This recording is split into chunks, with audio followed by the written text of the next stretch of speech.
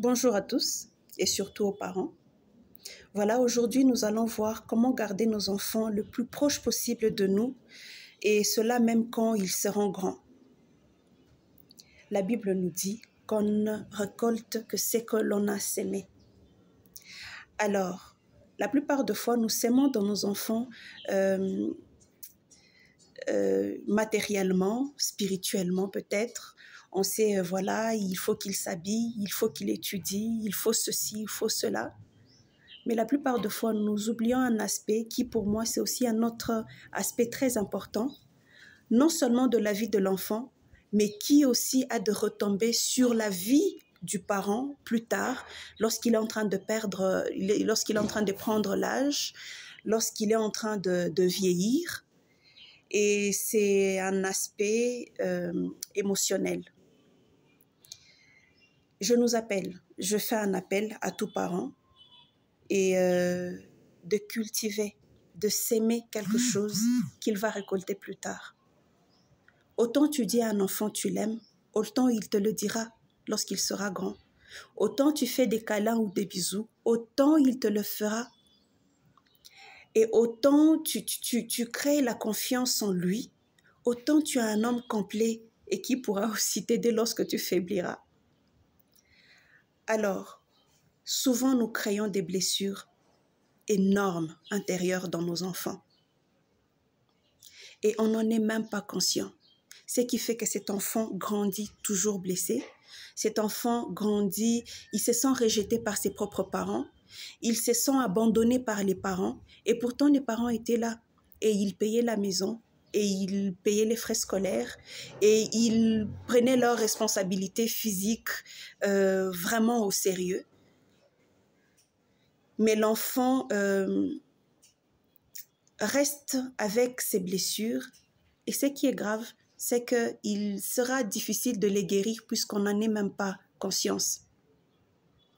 Et lorsque nous serons vieux, lorsque les parents, la plupart des fois, prennent de l'âge, et là, il n'a plus trop besoin de voitures, il n'a plus besoin des maisons, il n'a plus besoin de ceci ou de cela. Sa raison de joie, sa raison de vivre devient ses enfants qui l'entourent, qui lui montrent, qui lui témoignent de l'amour, de l'affection, la présence. Et fort malheureusement, beaucoup de nos parents vieillissent seuls. Ils se sentent aussi abandonnés et rejetés pour la simple raison qu'ils n'ont pas s'aimé cela en leurs enfants. Si tu n'as pas dit à l'enfant durant tout le temps qu'il a grandi auprès de toi, tu ne l'as pas dit je t'aime, ne t'attends pas à ce que lorsqu'il grandira, qu'il te le dise. Il ne peut pas l'apprendre déjà vieux ou déjà grand. Si tu n'étais pas présent à la maison, ne t'attends pas à ce que lui passe tout le temps pour te voir. Bien que je fais un appel à tous les enfants de fournir des efforts, s'il y a des gens qui se sont retrouvés dans ce cas. Mais en attendant, à nous les parents de maintenant, nous avons la chance de corriger les choses.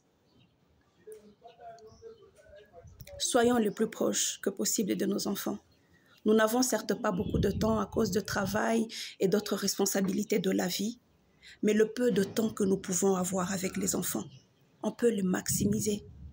Dire à l'enfant combien on l'aime, dire à l'enfant combien il est beau, dire à l'enfant combien il compte pour nous, dire aux enfants combien depuis qu'ils sont dans nos vies, notre vie a basculé, il a changé positivement. Dire à l'enfant, lui montrer qu'il est spécial.